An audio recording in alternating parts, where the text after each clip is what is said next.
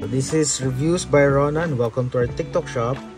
So for today's video, let's check out the new color palette of Guju Dokyu rechargeable mini fan. So this is the viral fan na ginagamit din ng mga artista.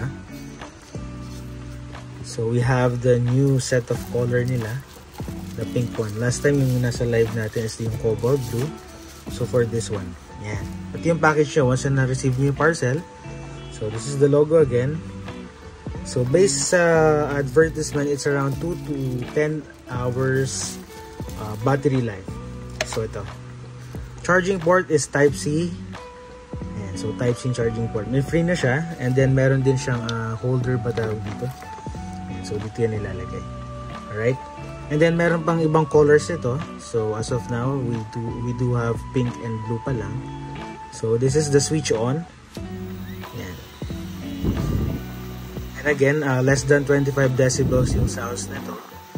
So this is the down, the air down and then the air up. So this is the level 1, level 20, level 40, level 60. Yan. So maririnig nyo no, yung level power niya.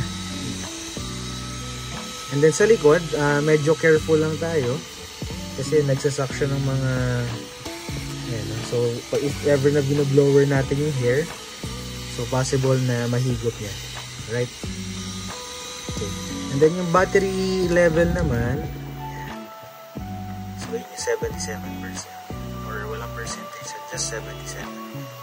So ito yung number 1. Okay, so this is the box. Alright, if you do have questions, just comment below, and please don't forget to click the yellow basket. Adios!